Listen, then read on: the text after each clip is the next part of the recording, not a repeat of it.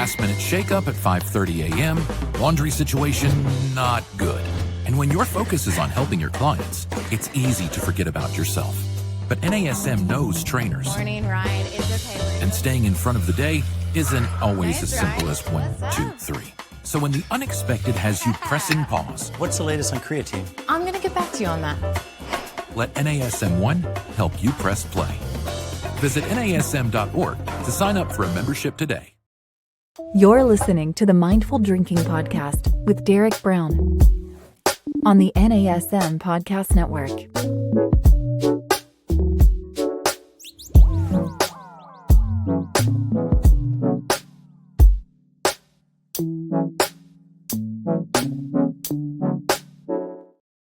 Welcome to the Mindful Drinking Podcast, where we talk about tips and information that you can use to drink more mindfully. I'm your host, Derek Brown, and I have to admit something right up front, and that is I'm a little stressed out. And you could probably imagine some of the reasons, and I'm sure that some of you all are stressed out too. The world is showing no sign of abating in the things that stress us out, whether those are natural disasters, war, terrorism, all of the many things that cause us a great deal of stress. And to be honest with you, that's not exactly what's stressing me out, though. I have to say that part of it is just the fact that I have a lot of work. Lately, I just had a lot on my plate, a lot of big decisions, a lot of consequential decisions, and it kind of, interrupts my sleep. It makes me a little bit more tired. It starts to, get into those parts of my life where I'm trying to relieve stress. And so then this vicious cycle begins. And one of my old coping mechanisms, which is the very topic of today's podcast, is that I used to drink. I had this sort of work hard, play hard attitude, and I would, work all day, sometimes 10, 12 hours a day, and then I would pop open a drink, and that would be it. And then I would drink hard. So the result would be, I was trying to blow off steam, but in actuality, it sometimes might have contributed to longer term problems with my stress and anxiety. And so I just want to be honest, I'm still a little bit stressed out, but, I feel like I've developed some pretty good coping mechanisms. I want to talk to you about, does alcohol really help? Because there might be some instances in which it does, and how it affects our brains and bodies in the process, and some of the science behind that, especially when we're talking about science-backed things that we can do to unwind without falling into stress drinking. Okay. So let's go ahead and get into it. Let's start by talking about the stress drinking cycle.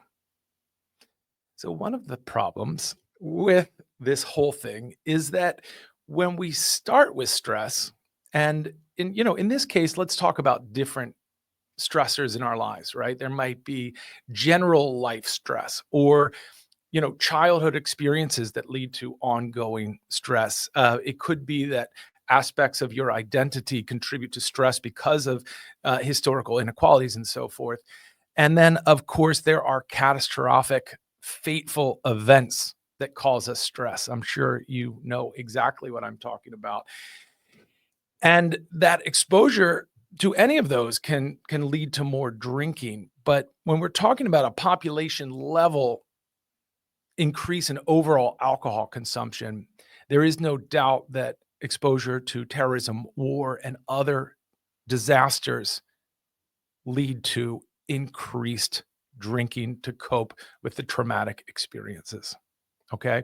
So you're doom scrolling, you come across what's happening in the Middle East, what's happening in Eastern Europe, what's happening in California, what's happening in Washington, D.C., whatever it is, there you are. It's increasing the stress. You say, I'll just have a drink. That's all I'm going to do. I'm just going to have a drink, and that'll help me relax. And guess what? It kind of does. There is no doubt that initially alcohol might relieve and relax the nervous system.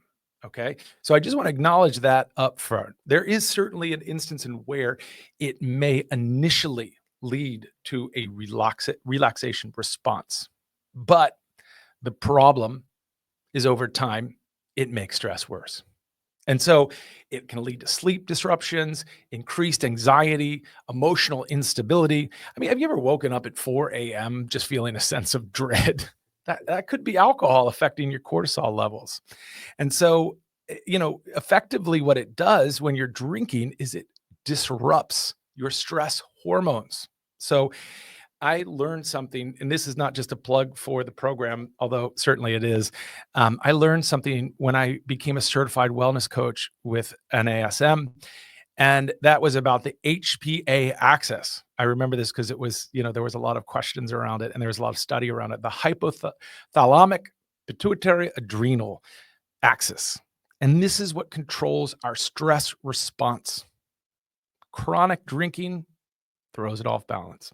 It leads to higher baseline stress levels. But let me talk about the difference between episodic and chronic drinking, right? Because let's say that last night you went on a bender, you had a couple extra drinks you didn't expect to, maybe you have a little anxiety today, but you don't usually drink like that. I don't want to cause more stress for you by saying you're going to be stressed out about stress, about drinking. And so I want to rewind a little bit and say, okay, look, if this happened once, if this was just one episodic experience, one episode, it's probably not going to lead to increased stress over time.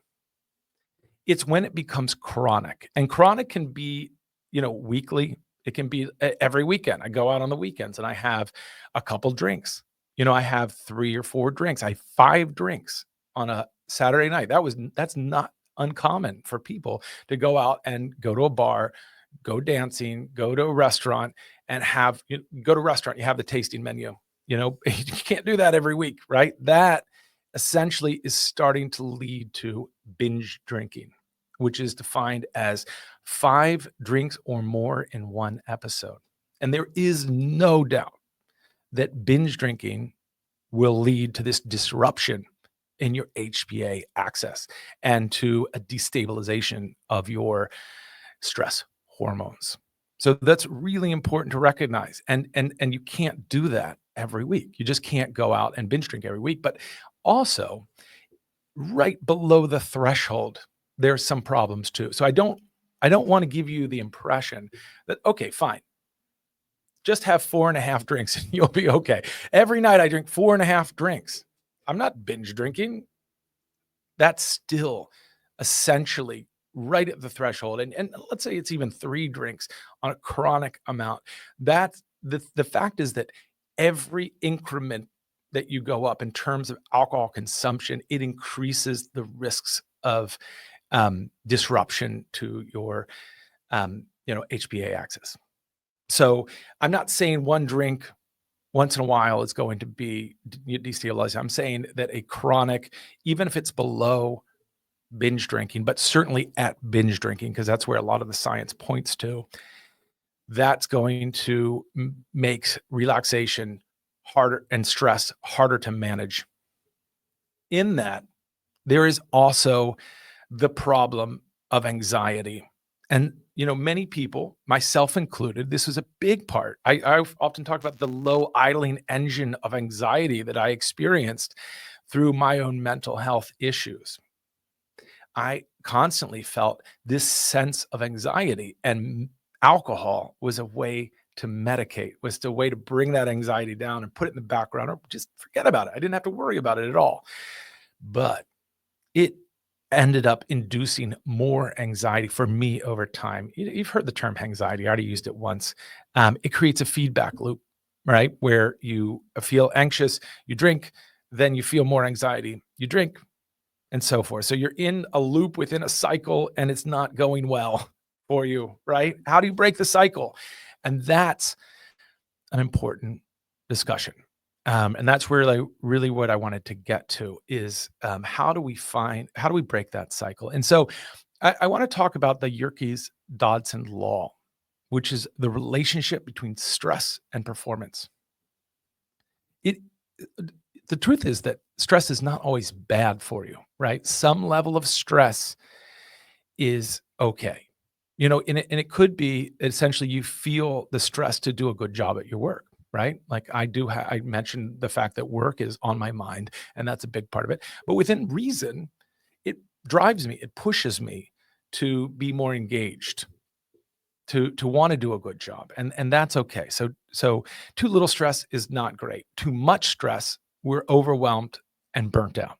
So the goal is to find some kind of, sweet spot where you have just enough arousal to stay sharp, but not so much that we spiral into oblivion and grab that bottle. Okay.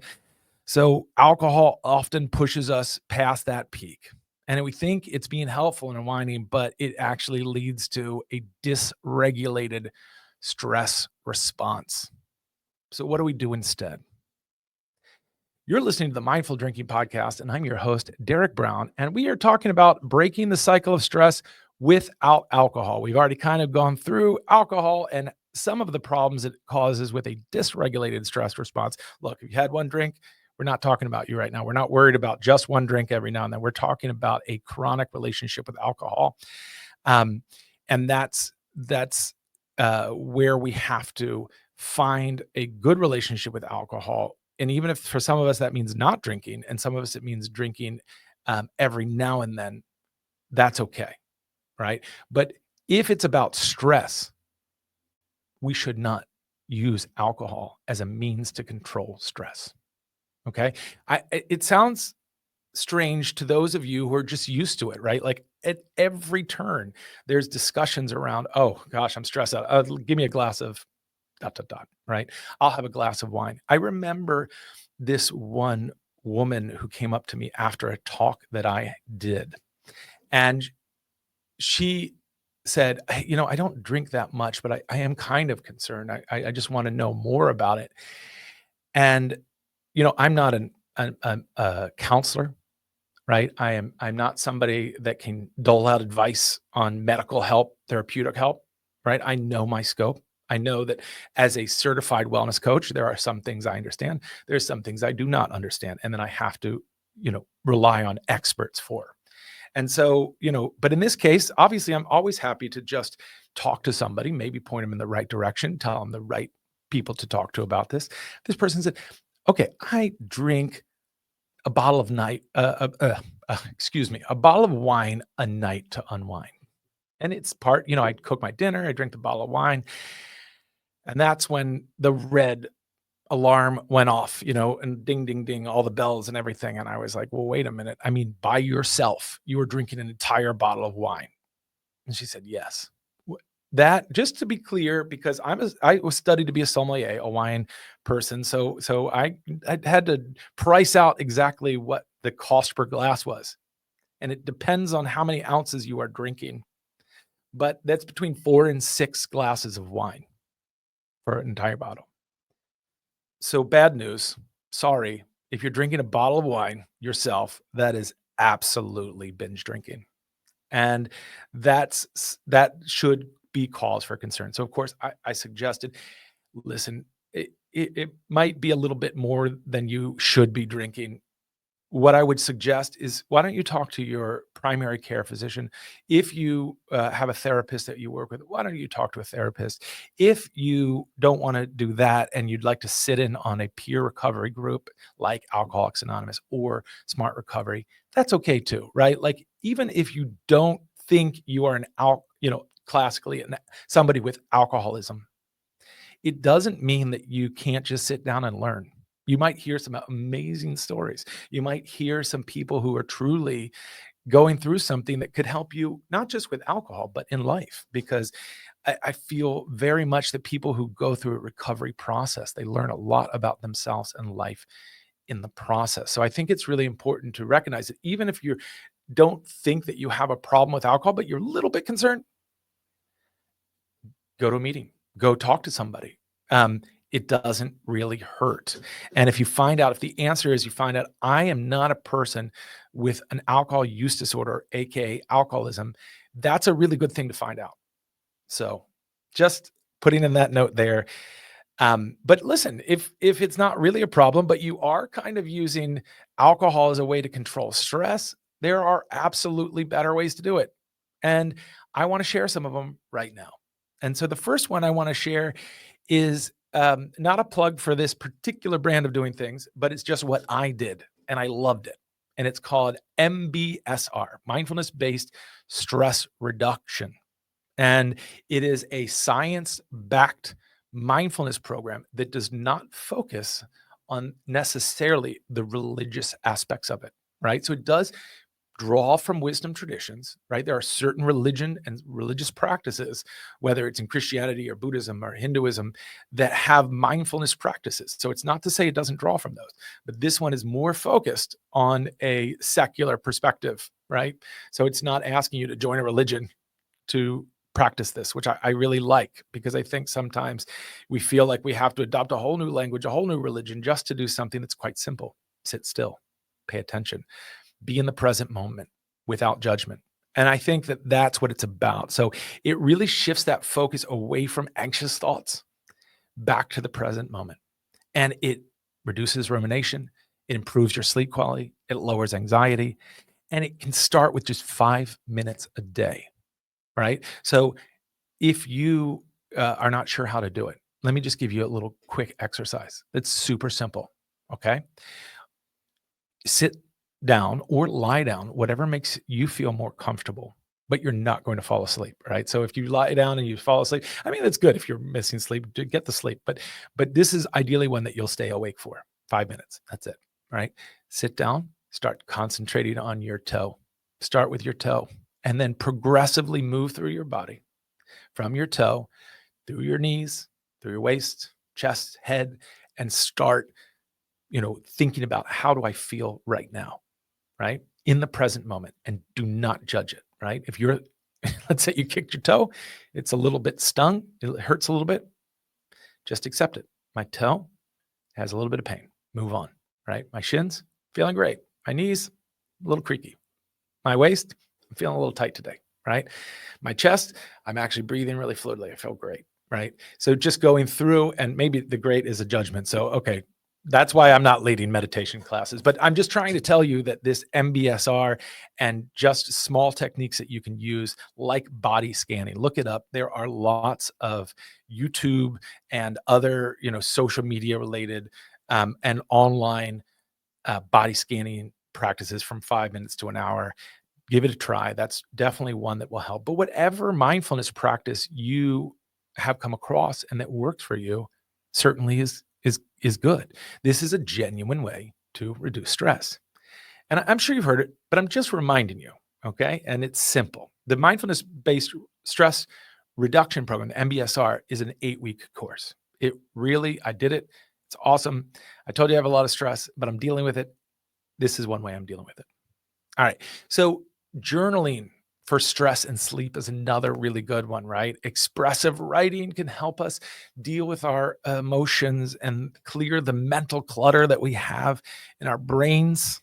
I don't know about you, but there's a lot of clutter. I could do some cleaning. I could do some spring cleaning in my brain. And the fact is that this is science-backed, right? So journaling can really help. You know what I do sometimes, just to keep it real simple, because I'm trying to give you the simplest, easiest part, because drinking a glass of wine is a very easy thing to do, right? So I want to give you something just as easy to do. Write down your to-do list while you're sitting in bed and you're ruminating. You're sitting there, you're trying to sleep, and you're just thinking, oh my gosh, like I forgot to do this thing, right? I need to do it. So how am I going to get to it tomorrow? Well, you know what I do? I take a Post-it note and a pen and I keep it near my bed. And even in the dark, I literally just pull the pad next to me and I write it down, right? Little dot. I got to prepare for my podcast tomorrow. Okay. Don't stress about it. Don't worry that Eric's going to ask you about the description. Don't worry about it. Write it down. You'll get it tomorrow morning. So I put that aside and I immediately feel better. And it turns out that is something that works. There's studies that support this, but I love this quote. I think it's by Henry David Thoreau. I mean, almost every quote is, attributed to like 5 people, but let's say that this is probably from Thoreau. And if anybody finds that I'm wrong, just send me a note. He said, the surest way to forget something is to write it down. And that is true for me. And it turns out that there's some evidence of that. Okay. The last thing that I want to talk to you about is deep breathing, right? There's this vagus nerve that controls our relaxation response. Breath can control it. It's one of the voluntary things that we can control in our body. There's so many things that are going on that we have no control over, right? Your heart's pumping, your brain's braining, doing all the things it does, sending all these chemicals. We don't have a lot of control over that. You can't stop and think, I want more dopamine. And it happens. You have to do something, right? But in terms of breathing, it's something that's pretty easy that we can control, right? And I have this secret superpower that I'm going to share with you. I can control my hiccups, which I find amazing. And this is the method I do it. This is not a science-backed practice. This is just Derek riffing on his own method. But what I do is I breathe in and I imagine a giant bubble, breathing it in through my nose, goes down through my lungs, and it breaks up into all these little bubbles, goes into the depths of my lungs, and I blow it out. And that's it. Every time it works, no matter how bad I'm hiccuping, no matter how much spicy food I ate, I can even keep eating it. That works for me. But this is very similar to the 4-7-8 breathing method, right? Inhale for 4 seconds, hold for 7 seconds, exhale for 8 seconds. Try to visualize the stress leaving your body. If you want to use the bubble technique, try it. Again, the 4-7-8 breathing method is something that is, backed by science, but my bubble method is not. I just want to be very clear about that. But maybe they work together. Maybe that'll help you remember it. So, that's ultimately all I want to do. Give you useful tools to help you reduce your stress so you don't have to turn to alcohol. Now, let's recap everything. All right. Stress increases alcohol consumption, but worsens stress over time. That's that cycle, the loop inside the cycle with anxiety. It's bad. You get loops inside of cycles anytime. That's not good. Alcohol disrupts sleep and your stress hormones. It makes long-term relaxation harder. Real stress relief comes from science-backed practices such as mindfulness, journaling, and breath work. That's where you want to go. And there's very simple ways to enter that. And there's very complex ways if you do get nerdy about stuff and you really want to learn how to be a yogi and meditate, God bless you, there's plenty of room for that too. So next time that you are feeling overwhelmed and you're reaching for that drink, just remember stress relief just doesn't come in a bottle. Okay? It just doesn't. Do I need a drink or do I need to reset? That's the question. If the answer is I need to reset, then I would take a beat, try one of these practices, and see if it works for you, right? Try 5 minutes. That's it. That's all I'm asking for you. So thank you so much for joining us today. And, if this resonated with you, please reach out. I would love for you to share, what is your method of relaxation? Okay. I'd love to hear from you. How do you relax? Otherwise, leave a comment, send to a friend, and we can't always control stress, but we can control how we respond, right? So here's to mindful drinking. Thanks for joining us.